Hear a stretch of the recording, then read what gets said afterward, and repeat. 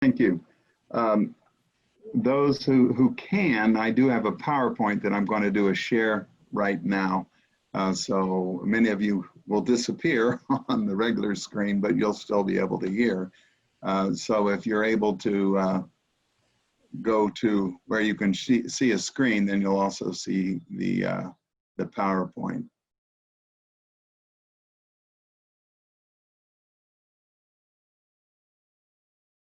Okay, I think that's it.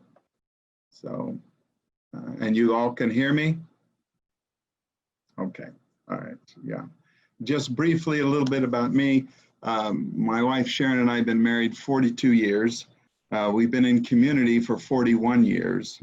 We have 3 sons and 12 grandchildren. So let's see, the 7 of those grandchildren are here in the Phoenix area, and then there are 5 of them that are in Greenville, South Carolina. So just a little bit about some personal things, but I really want to talk, like Bob said, about family and community. So let's begin. Okay. Just briefly, I know we're all aware what's going on in the world, and in the United States, et cetera, but I'll just focus primarily on the faith, and these are just a couple slides. But I think we have to really accept the fact that the pro-Christian culture is gone. And for some of us, it will not return in our lifetime. That's just the way it is. Some quick examples. In French Canadian, in the 1950s, over 95% of the Catholics were practicing. Today, it's less than 11%. I used to work a lot with religious education publishing. I'm familiar with Catholic schools, Catholic parishes, etc. And however, since 2010, the American Catholic school students declined 382,000 students, or 18%. I won't dwell on this negativity too much. But then here as well is the population shift that's going on in the United States among Catholics. There's more, as you can see, in the southern areas. And then it also, and I won't go through all of these, but the disappearance of quite a few parishes. In New York, 500 are gone. In Pennsylvania, 532. Illinois, 140, et cetera, et cetera. You can see that. I won't spend a lot of time on it, but when we talk about a real pro-Christian culture being gone, this is evidence of it. Now, what's interesting in the Southwest and somewhat in the South too is now 34% of the Catholic population in the United States is from Spanish language heritage. So that is something that I became really acutely aware of when I was working in religion publishing. Something else too, Sharon and I are very involved in a Christian unity movement called John 17. And on a recent Zoom call that we had, one of the pastors said that it's possible that because of the pandemic and what we've been going through, that 20% of the churches in the US will close in 2021. And that's the non-Catholic churches. So we hope that that's not the case, but it certainly could be. Many aren't really aware of everything that's going on. I won't go into a lot of detail on this, but if you're familiar with Rod Dreher, he wrote The Benedict Option. I don't know if any of you have read that, but it's a very good book. But he recently came out with another book called Live Not by Lies. And it's a quote from Alexander Solzhenitsyn. And he interviewed a lot of former communists. He's been to Russia and talked with people, etc. And he said, these people he's interviewed were saying, don't you know what's going on in your country? Can't you see it? Can't you see what the communists, Marxists, socialists are doing? So what I like to use as an image of that is people aren't unaware. I think you're all familiar with frog in the water, cooking on the stove. The frog doesn't think anything's happening because it's just floating around in the pan. And then all of a sudden, there's the dead frog report. So again, we don't want to get too focused on all the negativity, but you know the intensity of the times that we're in. So let me share, it's a little bit too long on a slide. I don't like to do this too much, but the definition, a good solid definition of culture. And culture is the characteristics and knowledge of a particular group of people, encompassing language, religion, cuisine, social habits, music, and arts that distinguishes one group of people from another.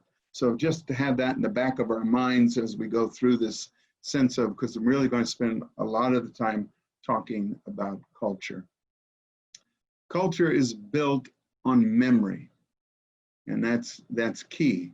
And there's two kinds of memory: communicative memory and cultural memory.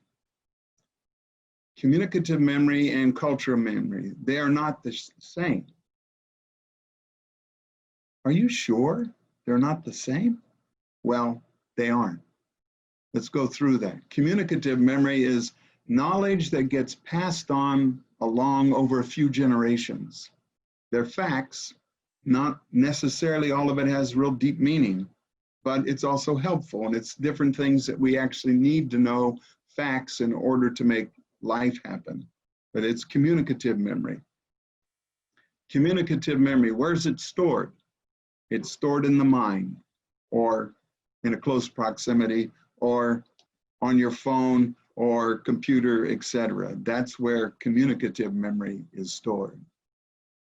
Just a quick digression on this, call it the Church of Google. And this was a quote from 1911. In the past, man has been first. In the future, the system must be first. And that was in 1911, they were saying this. Another quote, and this is from Carr's book, Google is quite literally in the business of distraction. And so is Facebook and Twitter, etc., and control. That's what they're also about, is control. What we understand about all this is if you outsource memory, put it someplace else, culture withers, because communicative memory doesn't last over the time. I could give more examples of that, but I think you're all understanding that there's a difference. So let's go on to, here's another digression. Technology is a helpful tool. It shouldn't define us. So if you want to, you can Google Nicholas Carr's, oh, no, don't go to Google. Well, that's okay. You can if you want, but he's quite a good author. Some of his writing is been around for a while about technology. So let's talk about cultural memory, which is at the heart of this talk. It answers the question, what must we never, under any circumstances, forget? What must we never, under any circumstances, forget? What does cultural memory do? It creates community by living a common world of meaning. It tells stories, it fixes symbols, it celebrates feasts. It gives us the knowledge that we are a distinct people. That's what cultural memory is. Now remember, communicative memory is stored where? In the mind. So here's a great example of cultural memory, and you'll see where it is stored. This quote comes directly from an indigenous person or Native American from Jemez Indian Pueblo. When Sharon and I think our first vacation we took, we also visited, we loved the Southwest, and we visited some people there. We visited Jemez Pueblo, and the reason we did, I knew one of the Franciscans there, and he said, why don't you come on down and visit the Pueblo? And there was a big celebration going on that day for the feast of Saint Porcingala. Well, there isn't any Saint Porsingala, but it was named after, they couldn't process Saint Porsingala, so it was the Porciuncula, which is in Assisi, and the Franciscans brought that. But they had to make it into a saint, so they had a statue. Now the people, we visited several houses. The last house we were in, the grandma in that house, her name was Porsingala. And I am sure there is a Saint Porsingala now. So it was just amazing. Much to the chagrin of Sharon, my wife, I thought if we ever had a daughter, we'd name her Porsingala Poppleton. Doesn't that go well? But let me talk about this quote. While we were there at this last house, the father of the house, he had been trained to be a nurse while he was serving in the military. And he lived in Jemez Pueblo, which is, at that time especially, over an hour away from Albuquerque, which is where his job was. So me being, American, thinking real pragmatically, because he only worked 4 days a week, so 3 nights in Albuquerque. And I was thinking, why don't you get an apartment down there so you don't have to drive back and forth all the time? And he looked at me and he said, every night I have to be home with my people. Every night I have to be home with my people. I've never forgotten that quote, and it's so true that that's cultural memory. And where is it stored? It's stored in the heart. That's where we store cultural memory. So, and memory makes a family. You could see it in that story I just told.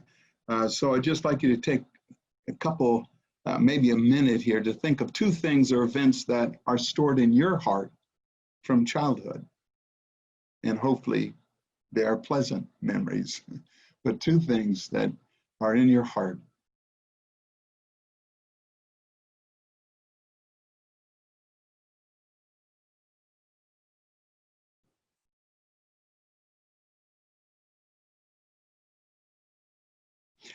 Now I'll take us to church.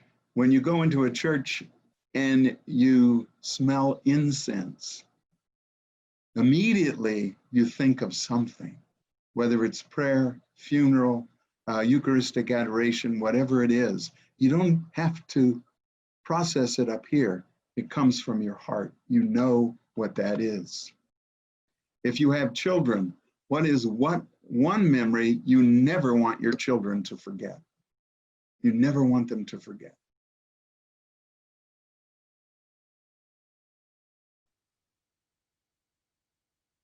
How are you going to create memories around that one memory? How do you celebrate it? Whether you are an aunt, an uncle, grandma, grandpa, whatever, mom, dad, how do you celebrate those memories? Because again, memory makes a family.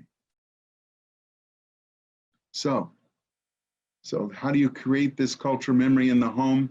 One of our sons, he talked about low resolution and high resolution culture.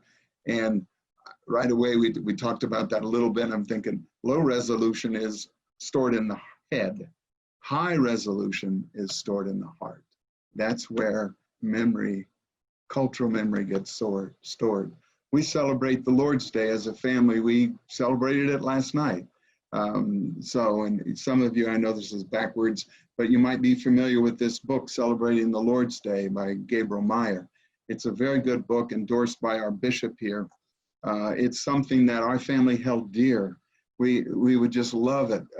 And we'd have people over and the celebration would go on. And one night puns started happening around the table, and our youngest son didn't quite know how to do puns, and he said something, and 2 people just started laughing so hard they fell off their chairs.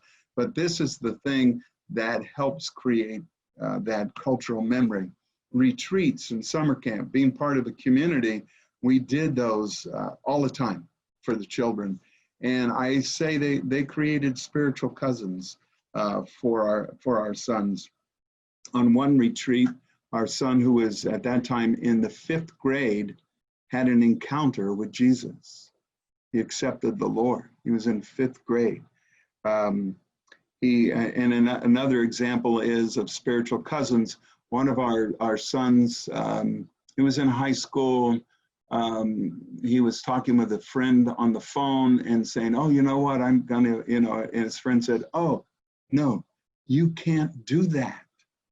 That's not right. You can't do that. So our son waited until he was married. But that's what spiritual cousins do. They help one another. And that was very, very good that happened. Here's a picture of how we used to celebrate feast days in our house. Every one of our sons has a Franciscan for their baptismal name. So their middle name, this is John Paul Francis right here. That little boy is James Anthony, and then we've got Robert Maximilian. So what we would do to celebrate those feast days, you can see what John Paul, who's standing dressed as a Franciscan, he's going to baptize the pagan. And of course, they loved pouring water on one of their brothers to baptize him, but it created that cultural memory. So there's ways that we do this as families that are just so precious, and the kids really enjoyed that. There's a sociological study that was done quite a few years ago, but I think it's still valid. It takes about 30 children to establish a sense of culture. So in gathering in a community, when you have children that they're all under a very similar sense of culture, they don't feel so odd, and they feel like, oh, this is the way things are. And again, that happened for us in the different variety of things that we did. Now, we'll shift from all the things that we're doing into family into community. And this is cultural memory in community. As I said, Sharon and I have been part of the community for 41 years, and we really were in search of a homeland. And we found one in City of the Lord, as I'm sure others have in New Creation. So I'm going to tell a story about Abraham. Abram at the time, at the beginning, again, you can see that it's not a selfie, God took it. So how to know God? Begin a journey and take risks. That's Pope Francis. Begin a journey and take risks. So go to Genesis 12, and here's a comment that Benedict XVI said, faith sets us moving, which it did Abram, and introduces a responsibility for the future. Faith sets us moving and introduces a responsibility for the future. So, what did God ask of Abram?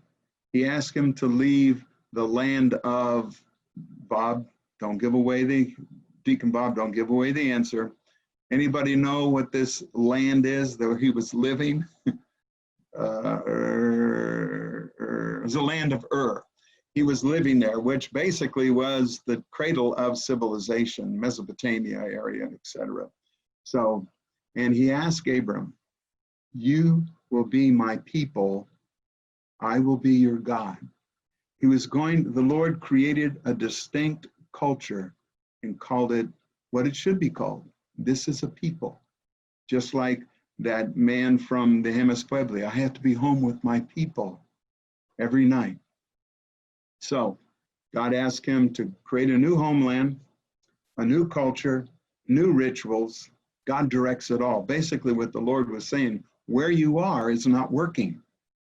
It's not going to work for your family, even though he didn't have a family really at that time, much of a family. And God was saying, it's not working there. You can't make your life happen. So I want you to go someplace else, because I will direct where that is, and I will help you sort out what works and what doesn't work. So basically, Abraham had 3 dynamics that came out of that. He was given a responsibility for the future.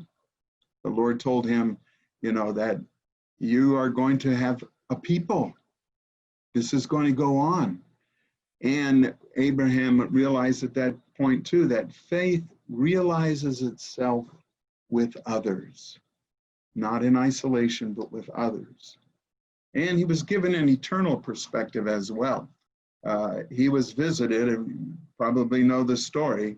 They were in a tent, they're waiting, and all of a sudden these three angels come, which basically are the Trinity, and they give that whole experience, like when we have an encounter or we sense the Holy Spirit, gives us an eternal perspective. And Abraham was given that as well. So, again, Pope Benedict said, experience of God do not create a deep individualism. These experiences fully realize themselves when we are with others. Now, for Americans that really treasure individualism, we know living in community, living with others really can help us. It's unfortunate that during this pandemic, the isolation that has was created for people, staying home, the children, et cetera. We won't go into all that. You know all of it. But it really was very hard on many people. It's nice to be able to talk with people in Virginia, however, though. So responsibility for the future. And this is another quote by then Ratzinger, which became Pope Benedict. And it's something that I really struck me when I ran across it, was the essential things in history begin always with the small, more convinced communities. The essential things in history. And just quickly, a little digression here, what happens in times of crisis. I'm sure you're familiar with St. Francis, and during that time, 1200s, the church was in a crisis, and St. Francis was told to rebuild my church. So the Lord raises up, and at that time too, the Dominicans were raised up. Also, another time of crisis was when the Jesuits were given birth, and also they were also given birth in order to go serious mission way all over the place. And that was in the 1500s. And then there were many sisters in the 19th century. Many schools, hospitals throughout the globe were built because it was a time of crisis. People needed education and they needed health care. And that was really essential for them. So during our time, we are in a time of crisis. The Lord has raised up lay movements, of which communities are part of, to answer a need for these times, especially the need of families. Give them families a place, and not just families. Here in City of the Lord, we have a sisterhood, women who have dedicated their life as singles for the Lord. And so it's a real unique place, though. So I'm just going to, as you can see here on this slide, just some of the key principles. It's not all of them, but in order to have a community, we have to immerse ourselves in a religious culture that creates deep cultural memory. We have to do those things that get stored in our hearts, because those who have lived in community know it can get difficult at times. And we have to rely on the heart language to know that this was a call, and I've had all these experiences, and the Holy Spirit is with me. And that is a deep cultural memory for us. And what we want to do is we want to offer the world a contrast culture. We don't want to get along so much, but we want to seek to convert. So that's why it's called a contrast, because we want to hold up an alternative, say, this is the way you can live. This is what it means. You can live in this contrast culture. The old hippie in me, and we won't go down that aisle, but we're part of a counterculture. That's not what this is about. It's about contrast culture, so that people can see it and make a decision. That's what they want.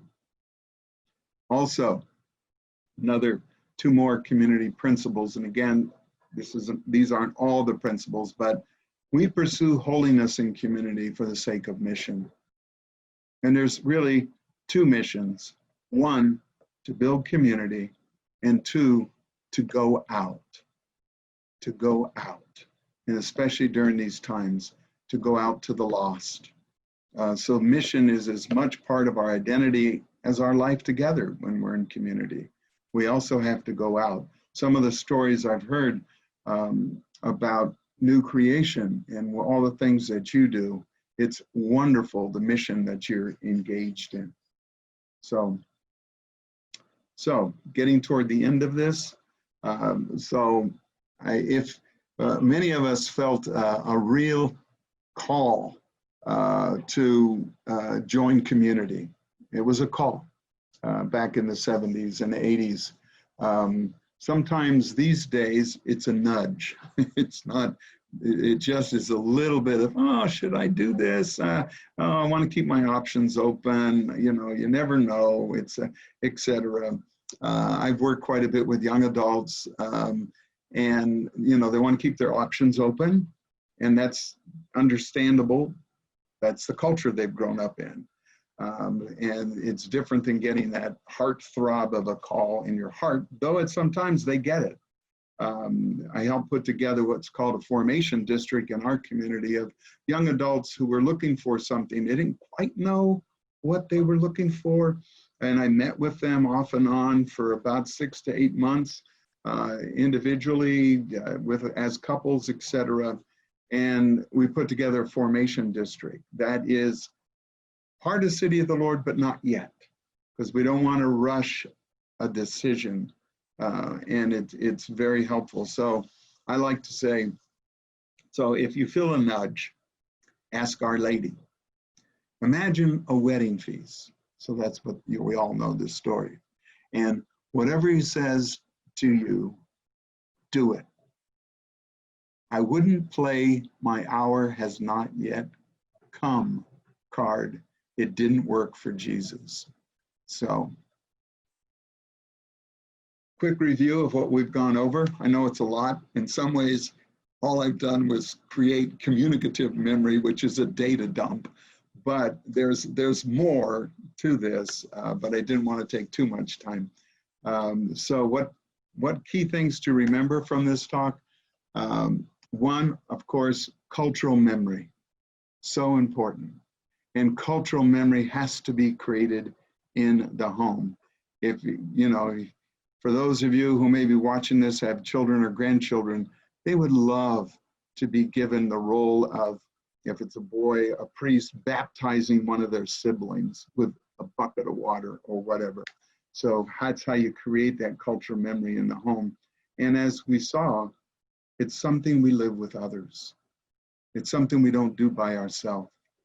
So, and just in conclusion, no frogs allowed.